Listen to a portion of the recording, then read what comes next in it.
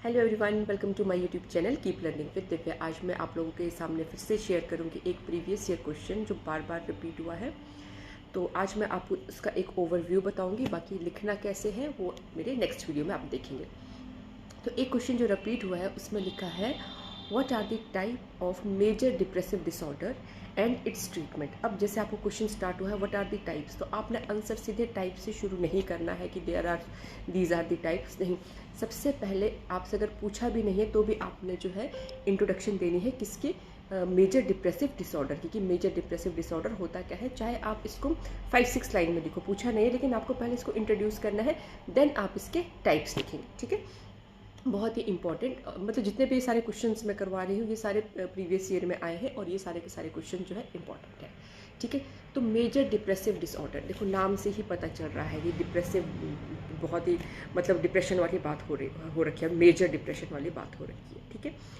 तो इसका कोई रीज़न, एक रीज़न नहीं होगा। जब टाइप्स पूछे तो इसमें बहुत सारी चीज़ें जो है इन्वॉल्व होगी, और मेनली आपको क्या, जहाँ पे डिप्रेशन की बात आ गई वहाँ पे क्या होगा कि मेजर डिप्रेसिव डिसऑर्डर हमारा कैसा है, लो एस्टीम है। पर्सन अपने आप को फील करेगा कि वो वर्थलेस है, उसको भूख नहीं लगेगी, उसको नींद नहीं आएगी, या बहुत ज़्यादा भूख लगेगी, बहुत ज़्यादा नींद आएगी, और जिन एक्टिविटीज़ को वो पहले इंजॉय कर चुका होगा अब वही एक्टिविटीज़ से वो दुखी हो जाता है, वो उन सब चीज़ों को इंजॉय करना नहीं चाहता है। अब आई होप आप इसका एक पैराग्राफ बना के लिख सकते हो, ठीक है। अगर आपको यही क्वेश्चन आता है तो जैसा मैंने आपसे कहा है कि आपने डायरेक्ट टाइप से शुरू नहीं करना है। आप सबसे पहले क्या क्या लिखोगे कि major depressive disorder is a clinical depression, ठीक है। It affects the many areas of life, जैसे कि मूड हो गया, sleep, appetite, and person even can't do their daily routine activities properly, है ना।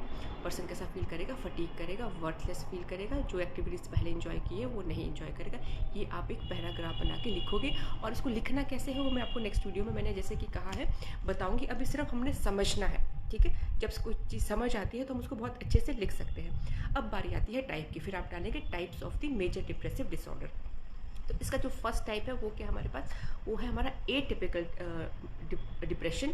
उसके बाद है melancholic depression, catatonic depression, then we have psychotic major depression. Psychotic major depression के ऊपर अलग से 3 मार्क्स के लिए बहुत बार नोट आया है, तो जब हम इसमें पढ़ेंगे तो आपके 3 मार्क्स के बहुत सारे क्वेश्चंस कवर हो जाएंगे। Then postpartum depression, very important, 3 marks के लिए बहुत बार रिपीट हुआ है। देन सीजनल अफेक्टिव डिप्रेशन, और इसको हम सैड भी कहते हैं, ठीक है। तो ये हमारे टाइप्स आ गए। अगर 10 मार्क्स के लिए क्वेश्चन आता है तो इतनी टाइप्स, तो उसके बाद जैसे ट्रीटमेंट्स है तो हम उसको पढ़ेंगे। तो चलो अब ये हमारी टाइप हो गई। नेक्स्ट हम क्या करेंगे, अब इन टाइप्स को 1 बाय 1 समझेंगे, इसमें क्या क्या डिफरेंस आते हैं, कहाँ कहाँ वेरी करते हैं। तो चलो अब हम टाइप्स देखते हैं। तो अब हम करेंगे टाइप। तो फर्स्ट हमारा कौन सा टाइप है, हमारा फर्स्ट है हमारा एटिपिकल डिप्रेशन। तो आप ऐसे तो कह लोगे कि इसको मेजर डिप्रेसिव डिसऑर्डर, लेकिन कौन से वाला है तो हमें कैसे पता चलेगा, उनके सिम्टम्स से। तो एटिपिकल डिप्रेशन के क्या डिसऑर्डर होंगे, इसमें पर्सन को बहुत भूख लगेगी, बहुत नींद आएगी, वेट गेन होगा, और उसको ना लिम्स में जो इतनी प्रॉब्लम होगी, अजीब सी सेंसेशन होगी, उसको हम क्या कहते हैं, लेडन पैरालिसिस, ठीक है ना, वो फील करेगा। और बहुत हाइपर सेंसिटिव होता है सोशली रिजेक्शन के, कोई रिजेक्ट करेगा सोशली उसकी बात को तो बहुत ही ज़्यादा हाइपर सेंसिटिव हो जाते हैं। देन दूसरा कौन सा है, मेलनकॉनिक। इसमें डिफरेंस देखना, वेरी करना कि क्या है। मेलनकॉनिक में क्या होगा, वेट कम होगा, भूख कम लगेगी, नींद कम आएगी, ठीक है। और इसको ना मॉर्निंग डिप्रेशन भी कहते हैं, क्योंकि इसके जो सिम्टम है मॉर्निंग में बहुत ज़्यादा देखने को मिलते हैं, दिन तक फिर शाम होते होते होते थोड़ा सा बेटर फील करता है पर्सन, ठीक है। थर्ड हमारा कौन सा है, थर्ड आता है हमारा कैटाटोनिक।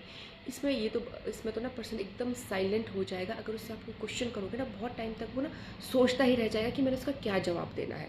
तो इसमें पर्सन की ना थिंकिंग पावर ही आप समझ लो कि एक हिसाब से ख़त्म सी ही हो जाती है, वो समझ ही नहीं पाता है, और ना उसको ये पता चलता है कि उसकी सराउंडिंग में, उसके अराउंड क्या चल रहा है। बिल्कुल शांत, साइलेंट, किसी से कोई मतलब नहीं, कोई लेना देना नहीं है। आप कुछ पूछोगे तो बहुत देर तक वो सोचता ही रह जाएगा जवाब देने से पहले कि मैं क्या बोलूँ, मैं क्या कहूँ।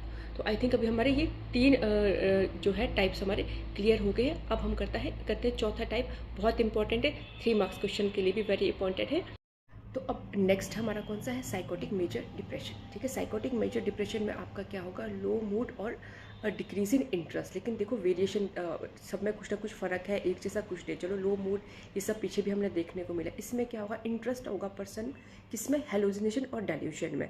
आपको मैं डाइल्यूशन ऑलरेडी मैं बता चुकी हूँ, लेकिन अभी हेलोजिनेशन के ऊपर हम नेक्स्ट वीडियो बनाएंगे। तो मतलब अपने ख्यालों में ही ऑक्यूपाइड रहेगा, उसमें उसको फिर भी इंटरेस्ट आएगा उन सब चीज़ों में।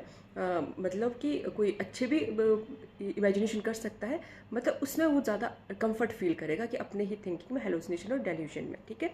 और इसका यही है कि मतलब मूड कॉन्करेंट है, मतलब मूड के ऊपर डिपेंड करता है।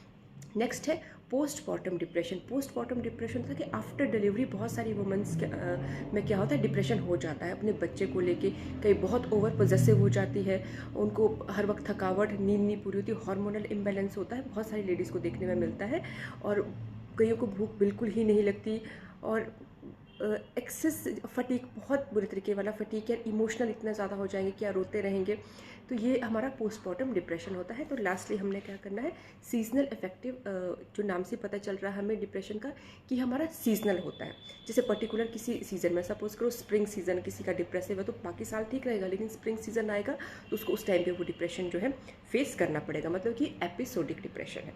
तो आई होप आप लोगों को ये टाइप्स अब क्लियर हो गए होंगे जो मैंने, तो आई होप आप लोगों को ये टाइप समझ आ गई होगी। अभी एक्चुअली क्वेश्चन पूरा नहीं हुआ, इसमें कॉजेज़ भी पूछे हैं, बाकी का मैं आपको अपने नेक्स्ट वीडियो में बताऊंगी। जो रिटन फॉर्मेट में एक फॉर्मल फॉर्मेट है कि आपको किस तरह से टाइप्स लिखने हैं और क्या इसके कॉजेज़ रहेंगे।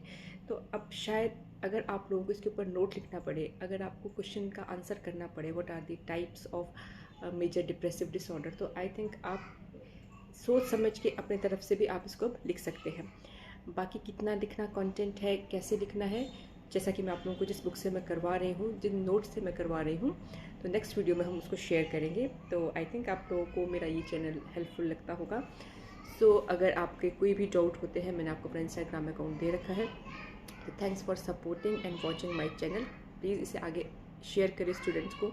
मेरा चैनल बहुत ही हेल्पफुल है, बहुत मैसेजेस आते हैं इसमें, जितने भी फॉर्मेट्स है ये सब चीज़ें मैं शेयर करती हूँ। और दूसरी बात है, आजकल बहुत देखने को मिल रहा है, मैं थंबनेल्स देखती हूँ यूट्यूब पे कि एक दिन पढ़ाई करके कैसे करें इग्नू का पेपर पास, या एक रात में पढ़ के कैसे लाए 90%।